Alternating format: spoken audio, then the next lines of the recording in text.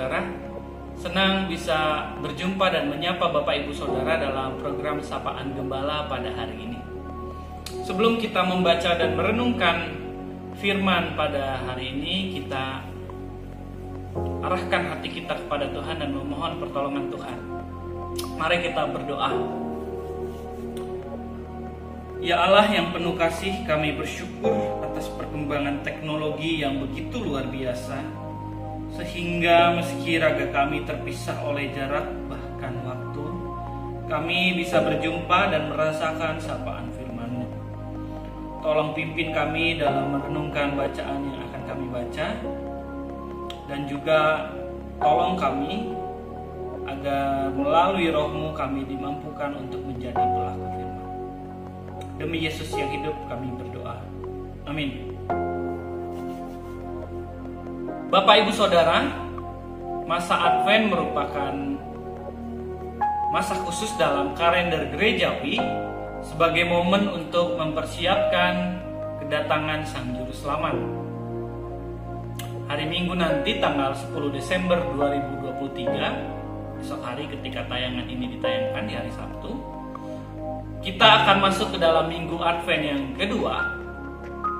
Ini Minggu Advent yang kedua, lilin ungu yang kedua akan dinyalakan.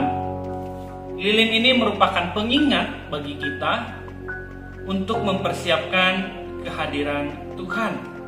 Dan bagaimana cara kita mempersiapkan kedatangan Tuhan?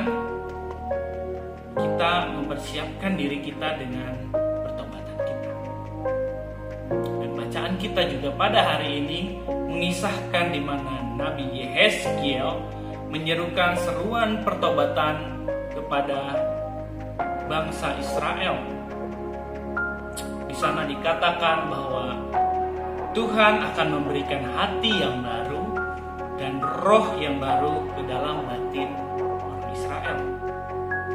Roh dalam konteks perjanjian lama atau dalam konteks bacaan kita merujuk pada sesuatu di dalam diri manusia yang tidak kasat mata, dan roh ini menentukan semangat dari tindakan atau perilaku manusia.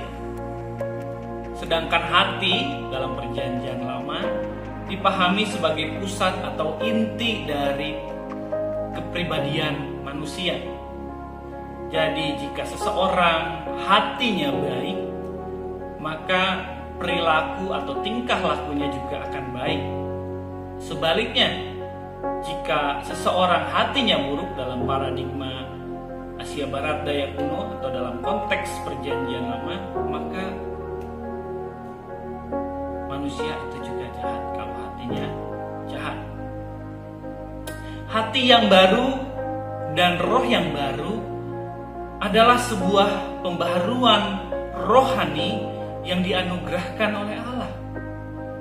Sehingga melalui pembaharuan ini secara integral atau secara garis lurus juga akan tercermin dalam segala tindakan, dalam segala perilaku kita sehari-hari.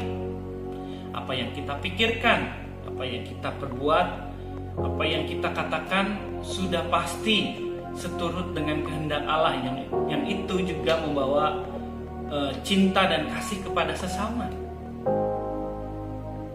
Dan melalui hati dan roh yang baru ini, sudah sepantasnya atau sudah seharusnya kita juga diberi kemampuan untuk memiliki cara pandang yang baru, khususnya kepada teman-teman disabilitas.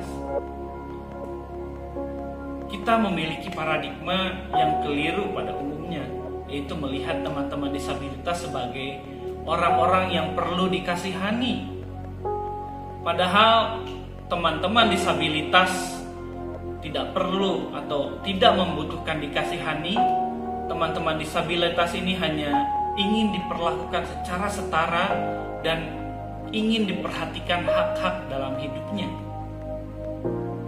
Dengan perubahan paradigma yang demikian, niscaya kita akan merayakan perbedaan dan niscaya kita akan saling berkolaborasi dan bekerja sama antara teman-teman disabilitas dan juga teman-teman non-disabilitas.